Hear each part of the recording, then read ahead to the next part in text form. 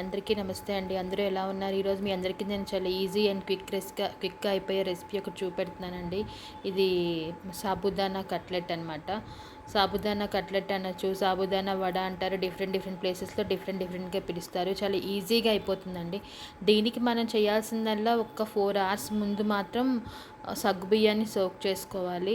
ఆ సోక్ చేసుకున్న సగ్గుబియ్యంలో సరిపడా జీలకర్ర, అల్లం ముక్కలు, పచ్చిమిరపకాయలు, కొత్తిమీర అన్నీ వన్ బై వన్ వేసేసుకొని బాగా కలుపుకోవాలి. నేను చూపెడుతున్నట్టు సరిపడా సాల్ట్ కూడా వేసుకోవాలి. దీనికి కావాల్సింది బాయిల్డ్ పొటాటో పెద్ద సైజుది అయితే ఒకటి సరిపోతుంది. అలా బాయిల్ చేసుకున్న పొటాటోని మ్యాష్ చేసేసి దీంట్లోనే కలిపేసుకోవాలన్నమాట. కలిపేసుకొని బాగా కలుపుకోవాలి. పిసికేయకూడదు అలా అని చెప్పి జస్ట్ వేలితో కలుపుతున్నట్టు కలుపుకొని అంత సగ్గుబియ్యము పొటాటో బాగా మిక్స్ అయ్యేలా కలుపుకొని పక్కన పెట్టుకోవాలి. ఒక్క 5 మినిట్స్ దీన్ని వదిలేస్తే కనుక మీకు అది కొంచెం స్టిఫ్గా తయారవుతుంది ఆ బ్యాటర్ అనేది.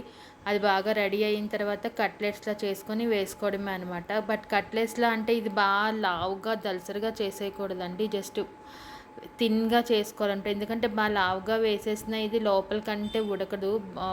సగ్గుబియ్యం ఉడకడానికి మీకు టైం పడుతుంది. సో, దానివల్ల మీరు బాగా లావుగా చేసేస్తే మీకు కట్లెట్ అనేది సరిగ్గా కుక్ అవ్వదనమాట. ప్రాపర్ కుక్ అవ్వదు. సో, అందువల్ల ఇప్పుడు నేను చూపెడుతున్నట్టు జస్ట్ రౌండ్ షేప్‌లో చేసుకొని వాటిని కట్లెట్స్‌లా చేసుకొని అన్నీ తీసుకొని ప్లేట్‌లో పెట్టుకోవాలనమాట. అన్నీ రెడీ అయిన తర్వాత మనం డీప్ ఫ్రై చేసుకోవడమే. చూడండి ఇలా నేను చూపెడుతున్నట్టు అంతా రెడీ చేసుకోవాలి. ఇవి యాక్చువల్‌గా మనం తక్కువ తింటాం కానీ నార్త్ సైడ్ అండి వాళ్ళు ఫాస్టింగ్ అంటేనే సాబుదానా వాళ్ళకి. మీ షిరిడీ వెళ్తే కనుక మీకు ఫాస్టింగ్ రోజులు ఏదైనా ఫెస్టివల్ రోజులు వెళ్తే అక్కడ షిరిడీలో ప్రసాదం కింద ఈ సాబుదానా కిచిడియే పెడతారు. ఆ రోజు వాళ్ళు రైస్, రోటీ అవేమీ పెట్టరనమాట. సో, నార్త్ సైడ్ వాళ్ళకి అంత ఫేమస్ ఈ కట్లెట్స్. ఇదిగో ఇలా రెడీ చేసుకోవాలి. ఇలా రెడీ అయిన వాటిని మనం స్టవ్ వెలిగించి ప్యాన్ పెట్టుకొని ఆయిల్ వేసుకోవాలన్నమాట. ఆయిల్ ఎక్కువ వేసి ఎక్కువ డీప్ ఫ్రై పెట్టకండి. జస్ట్ కొంచెం ఆయిల్ వేసి 1, 2 వేసి వేపండి. ఎందుకంటే ఎక్కువ లోడ్ ఎక్కువైపోయినా సరే ఇవన్నీ మీకు దగ్గరికి అయిపోయి పేస్ట్లా అయిపోతాయి. అలా కాకుండా 1, 2 వేసుకొని వేపుకుంటే కనుక మీకు ప్రాపర్గా లోపల కంటే కుక్ అయ్యి ఈ కట్లెట్ చాలా టేస్ట్ ఉంటుందన్నమాట. చాలా బాగుంటుందండి ఇది. చాలా టేస్టీగా ఉంటాయి మీకు ఇవి. ఈవినింగ్ స్నాక్గా తీసుకుంటే చాలా బాగుంటాయి. బట్ ఇవి కావాలంటే మీరు షాలో ఫ్రై కూడా చేసుకోవచ్చు. బట్ షాలో ఫ్రై చేయాలి అంటే మాత్రం చాలా టైం తీసుకొని సిమ్లో పెట్టుకొని వేపాలి.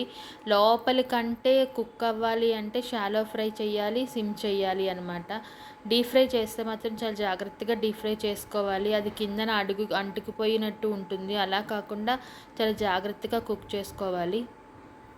ఇలా అన్నీ చేసుకున్న తర్వాత అన్నీ ప్లేట్లోకి తీసుకొని సర్వ్ చేసుకోవడమేనండి. ఇంతేనండి నా వీడియో. మళ్ళీ మరొక మంచి వీడియోతో కలుస్తాను. అప్పటి వరకు థ్యాంక్ యూ అండి. Thank you so much. Please subscribe.